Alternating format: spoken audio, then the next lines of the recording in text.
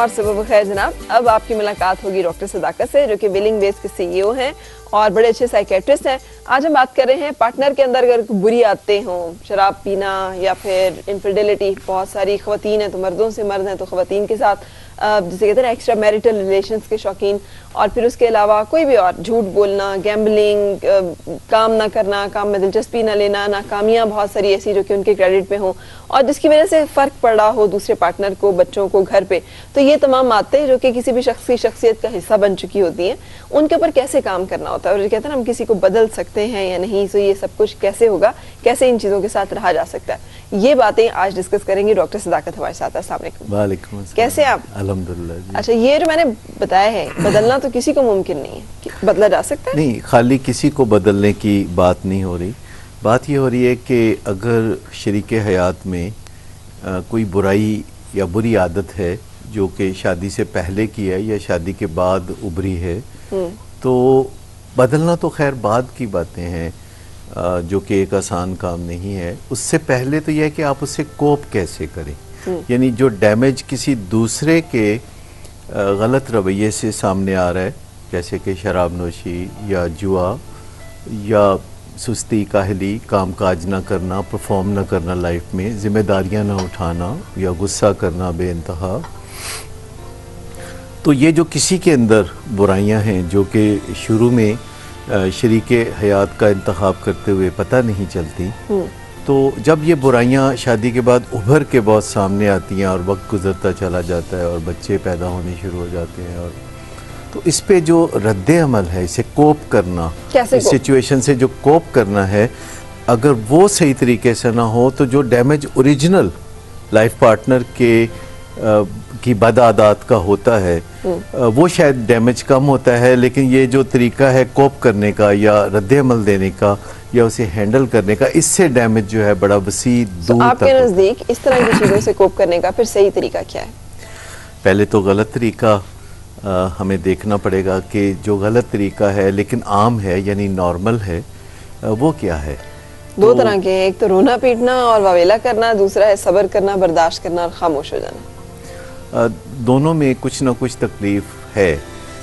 खप डालना, शोर शराबा करना, बदनामी करना, अपने लाइफ पार्टनर के बारे में हर मिलने वाले को एक वावेला करके एक दास्तान सुनाना, उसके अंदर एग्जरेशन करना, बढ़ा चढ़ा के बताना, ये सारी चीज़ें आखिरकार वो पता नहीं चलता कि हम जब अपने लाइफ पार्टनर के ऊपर कीचड़ उछालते हैं तो उसमें से कीचड़ का काफ़ी हिस्सा वापस फैमिली के बाकी मेंबर्स पे, बच्चों पे, उनके मुस्तकबिल पे भी कीचड़ पड़ता है।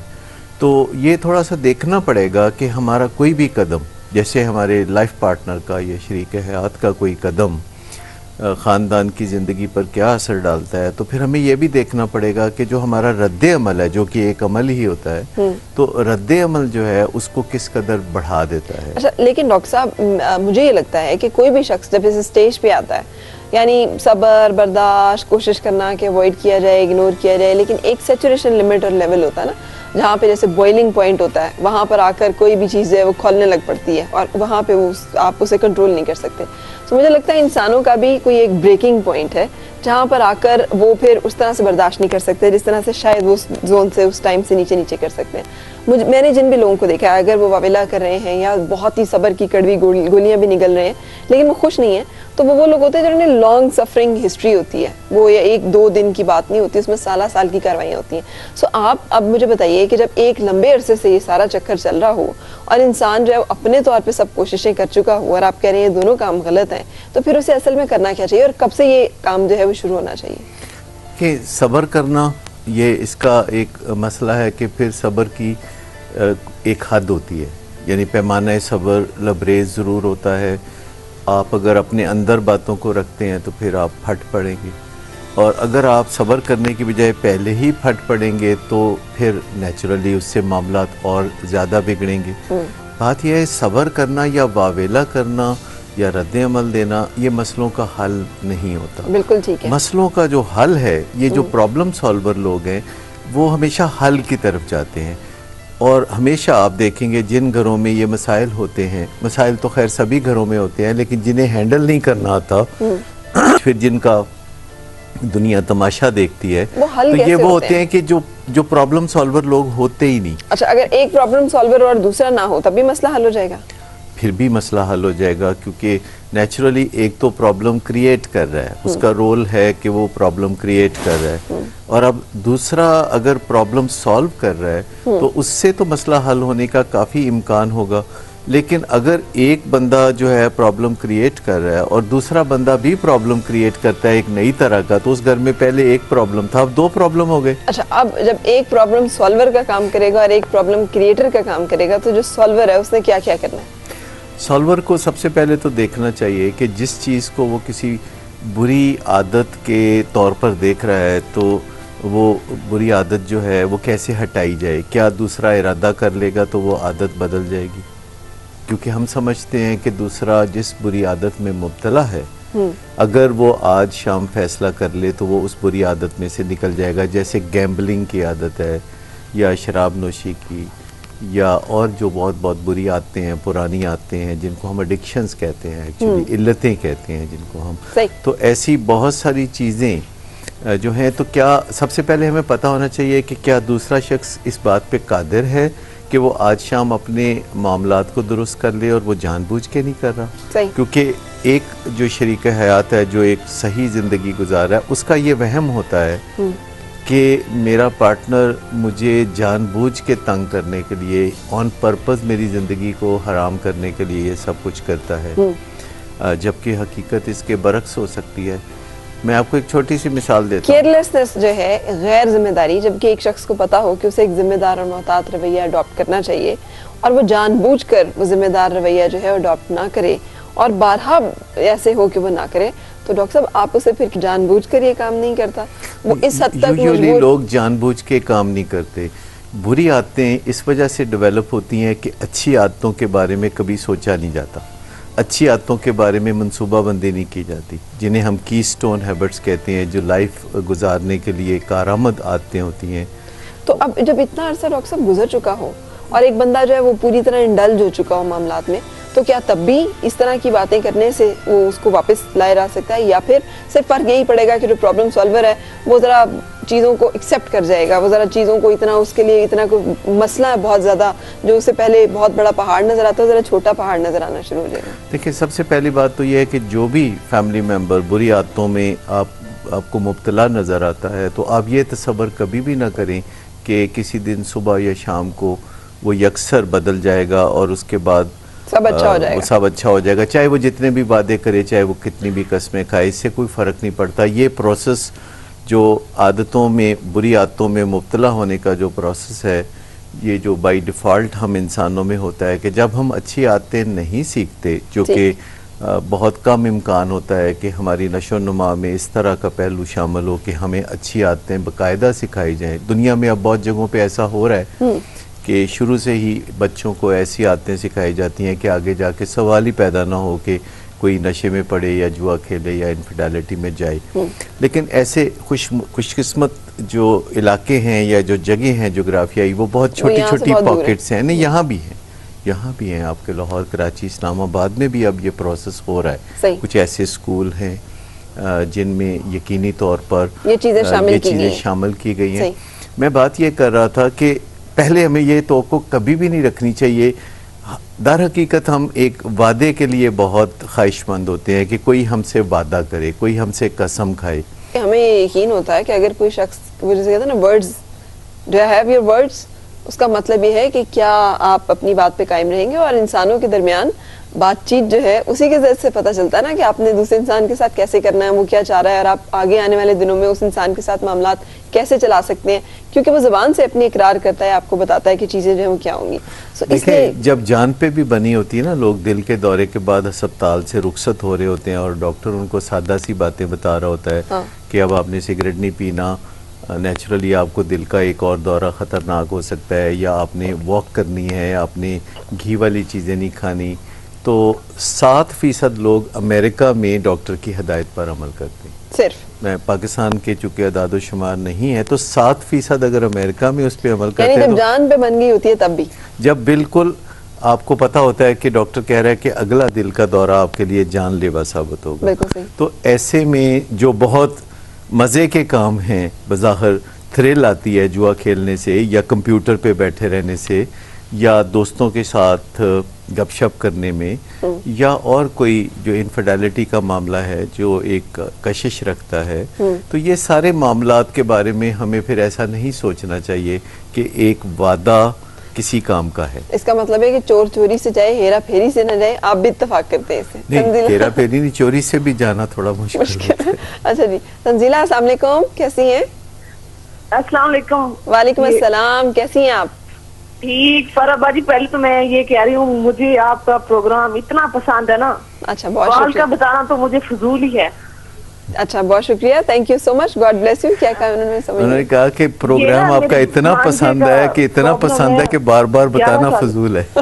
अच्छा, thank you so much, God bless you. Ji Tanzila, ये मैं डॉक्टर सदाकत से बात करनी थी। हाँ जी, फिर ये मेरा भांजा है, 11 साल उसकी उम्र है जी। इतनी जिद करता है, हमने उसे साइको डॉक्टर को भी दिखाया है, लेकिन प्यार से समझाया है, मार से कुछ नहीं, ऐसे बदतमीजी से बात करता है। डॉक्टर ने उसे वो मेडिसिन दी थी, उससे वो सोता रहता था, फिर अच्छा। स्टडीज डिस्टर्ब होती थी। ये शुरू से ही उसकी आदत, बाज लोगों के बोलने का तरीका ऐसा होता है, या फिर अब आके आपको लग रहा है कि वो कुछ ज्यादा हो गया है? नहीं फराबा जी, जैसे जैसे बड़ा हो रहा है ना, वैसे वैसे इंतहाई बदतमीज हो रहा है ना, उस पे प्यार असर करता है। कोई भी बहुत परेशान है उसकी अम्मी ना। अच्छा, तो मुझे अब्बू परेशान नहीं है, सिर्फ अम्मी परेशान है? नहीं, अब्बू इस चीज की केयर नहीं करते, बस अम्मी ही। बस यही फिर मसला है उसका। और इसी अम्मी के पास ही रहते हैं ना वो फिर। अच्छा, तो जब अब्बू वो कहाँ बता होते रही हैं? थी कि उन्होंने किसी साइको डॉक्टर को दिखाया है। नहीं, उसका साइको इलाज करवाया। अच्छा, बात यह है कि अच्छा, वो पता है आपको डॉक्टर साहब, जितने साइकोलॉजिस्ट हैं ना, सबके मैंने नाम साइको डॉक्टर करके फीड किया। अच्छा, बात यह है सिंपल सी कि वो बच्चा जो है समझ गया है कि उसकी बात मानी जाती है जब वो जिद करता है, क्योंकि जब वो जिद करता है तो उसकी बात मानी जाती है, तो वो अनकॉन्शियसली लर्न करता है कि मुझे जिद करनी चाहिए। जब वो जिद से भी बात नहीं बनती तो फिर वो दूसरा टूल उसका है कि वो बदतमीजी करता है, तो उसकी बात मानी जाती है। तो अगर माँ बाप थोड़ा सा इस्तेकाम के साथ खड़े रहें और बाप नहीं नाजायज है। जी, बाप नहीं है, उन्होंने बहुत एक्सप्लेन चलिए, नहीं किया, माँ ही लेकिन बाप है। अगर बाप है भी तो वो अपना रोल अदा नहीं करना, दैट आल्सो मींस कि चलिए, वो ये नहीं है। एक और भी आसान चीज़ है, क्योंकि जब दो मुल्ला में मुर्गी हराम होती है, तो फिर जब एक पेरेंट होता है तो उसका पूरा इख्तियार तो होता है। हाँ, बिल्कुल। तो बात यह है कि वक्ती तौर पर अपने सुकून के लिए बच्चों की जिद नहीं माननी चाहिए। अगर आप समझते हैं कि कोई जायज़ बात है तो फ़ौरन मान ले, सही। अगर आप समझते हैं कि नाजायज़ बात है तो फिर बच्चा जो चाहे कर ले, फिर कभी भी नहीं डॉक्टर साहब, मानना इसे थोड़ा चाहिए। सा इस एंगल से एड्रेस कीजिएगा। एक बच्चा जिसनल नीड्स पूरी नहीं है, जो उस वजह से फ्रस्ट्रेट हो रहा है, और शायद उसकी इस नीड को दूसरे लोग समझ भी नहीं पा रहे और एड्रेस भी नहीं कर रहे, और उसकी एक बड़ी बेसिक नीड है कि माँ बाप दोनों उसे इस दुनिया में लाने में जो है वो थे, क्या कह रहे हैं, जिम्मेदार थे। अब उनमें से एक नहीं है, जबकि वो बाकी फैमिलीज में उस यूनिट जो है कंप्लीट देखता है। हो सकता है उसके अंदर इस चीज़ का कोई रिएक्शन जो है वो एग्रेशन की सूरत में या फिर बदतमीजी की सूरत में निकलता हो, वो किसी को जिम्मेदार ठहराता हो, वो किसी से इस बात पे उसको समझता हो कि उसने उसके लिए ये महरूमी उसकी ज़िंदगी में उस बंदे की वजह से है, या दूसरे लोग इस महरूमी को कोप करने में उसकी मदद नहीं कर रहे। इस तरह के बच्चों को देन फिर कैसे हैंडल करना देखिए, एक बहुत बड़ी गलती है कि बच्चे की ज़िंदगी में अगर बाप नहीं है, यानी कोई महरूमी है, तो कोई खिलौना बाप की जगह ले लेगा या कोई चीज़ बाप की कमी को दूर कर देगी, तो ऐसा नहीं होगा। यानी आप देख लें कि जिस चीज़ को आप सब्स्टिट्यूट समझ रहे हैं बच्चे की उस महरूमी का, क्या वो सब्स्टिट्यूट है? अगर वो सब्स्टिट्यूट नहीं है तो उस तरह मामलात को हल करने की कोशिश ना करें, बल्कि सिंपल सी बात यह है कि आप अपने जहन में सोचें कि बच्चे ने जो भी डिमांड आपसे की है तो क्या वो जायज़ है, तो वो पूरी कर दें। बच्चे से बात क्या करें, उससे कैसे, उससे क्या डिस्कस करें, उससे कैसे समझाएं, उसे क्या समझाएं कि वो ओपन अप भी हो, वो शेयर भी करे, उसके एग्रेशन का वो खुद बताए कि उसे क्यों गुस्सा आता है या वो क्यों बदतमीजी कर रहा है। बच्चे या बड़े बाजू का इतने क्लोज हो जाते हैं कि हमें ये भी पता नहीं चल पाता कि वजह क्या है, ये क्यों ऐसे कर रहे हैं। माँ या बाप बच्चे से बात करते हुए उसके जज्बात के बारे में बहुत कम पूछते हैं। मसलन ऐसा बहुत कम पूछते हैं कि क्या आप अपसेट हो, क्या आप परेशान हो, क्या आपको बात समझ में नहीं आ रही, क्या आपको गुस्सा महसूस हो रहा है, क्या आपको लग रहा है कि मैं आप पे जबर कर रहा हूँ या ज़्यादती कर रहा हूँ, क्या आपको लगता है कि मैं अपनी कोई ज़िद में हूँ या कुछ ऐसा, आपको क्या महसूस हो रहा है। तो जब बच्चे के एहसासात आप पूछेंगे, क्योंकि हमारी जो लैंग्वेज है वो बड़ी कमज़ोर होती है, हम चीज़ों के लेने देने के बारे में बात करते रहते हैं, लेकिन हम सब फीलिंग्स का इजहार नहीं करते। और हम समझते हैं कि अगर फीलिंग का इजहार कोई करता भी है तो हम उसे स्नब करते हैं कि तुम ऐसा नहीं कर सकते, ड्रामा ना करो, और अगर कोई ना रोता है तो हम उसको भी रोने से मना करते हैं। तो ऐसा करना मेरे ख्याल में जुल्म है कि किसी की फीलिंग्स को स्नब कर दिया जाए। फीलिंग्स एक ऐसी चीज़ है जिनको रेगुलेट करने की ज़रूरत होती है, ट्रैफिक की तरह। आपकी तरफ से जो इनको मशवरा होगा वो यही है कि वो कोशिश करें कि बच्चे के साथ अपना कम्युनिकेशन, अपनी बातचीत जो है, अपनी बातचीत माँ या जो भी जिससे वो ज़्यादा कुर्बत है जिसकी, वो उससे बातचीत करके कोशिश करे जानने की कि बुनियादी तौर पे वजह क्या है उसके गुस्से की। और अगर कोई और ख़ास वजह नहीं है और सिर्फ किसी भी जो आप कह रहे हैं एक एलिमेंट है कि उसे लगता है कि ज़िद से ही बात मनवाई जा सकती है, तो फिर कोशिश करें आहिस्ता आहिस्ता उसको ज़रा दूसरे पैटर्न पे डालें कि जब वो ज़िद ना करे तब उसकी बात मानी जाए, बनिस्बत जब वो ज़िद करके अपनी बात और दूसरा, बच्चों की जो फिज़िकल तवानाई है और उनकी जो इंडिपेंडेंस है या जो कॉन्फिडेंस बढ़ाने के लिए जो आजकल रवाज है ना, बच्चों को पोजेस कर लेना, बिल्कुल हिलने नहीं देना, घर से निकलने नहीं देना। कल मेरी एक दोस्त से बात हो रही थी अमेरिका में, जो कि अब 65 इयर्स के हैं, और उन्होंने अपनी 8 साल की उम्र का एक किस्सा मुझे सुनाया कि जिसमें वो कई मील का उन्होंने 8 साल की उम्र में सफ़र तय किया। एक मेले में गए थे वो, जो कि 4-5 मील दूर था, और उस मेले में जाके उनका इरादा था कि अपनी माँ के लिए कानों की बालियाँ ख़रीदेंगे, और बालियाँ ख़रीदने की बजाय वो वहाँ जुए का एक स्टॉल था जिस पे वो उन्होंने अपने $6 जुए में हार दिए। अच्छा। और वो कर करा के शाम को जब पैदल वापस आ रहे थे, क्योंकि अब कोई उनके पास किराया वराया भी नहीं था, तो उनके इलाके के एक दूध वाले ने ट्रक पे उनको लिफ्ट दी। और यानी आप कह रहे हैं कि हम भी ये सारी दास्तानें दोहराएं? नहीं, मैं ये कह रहा हूँ कि मैंने उससे जो सवाल किया वो ये था, 8 साल की उम्र में ये सारी खजल खुआरी करते थे? कर चुके थे। कहते हाँ, उस ज़माने में कोई ऐसा मसला नहीं था कि कोई ख़तरा होता था बच्चों को, या वालिदैन उनको पकड़ के रखते थे। तो 8 साल का बच्चा उस ज़माने में काफ़ी घूम फिर आता था। फिर मुझे अपना याद आया कि 11-12 साल की उम्र में हम भी सारा शहर घूमाते थे। तो हम कादिर नहीं है, और ये चांस बहुत बड़ा चांस है कि जाओ बेटे, अगर वो खुदा न खास्ता वो अगला बंदा तुम हुए जिसके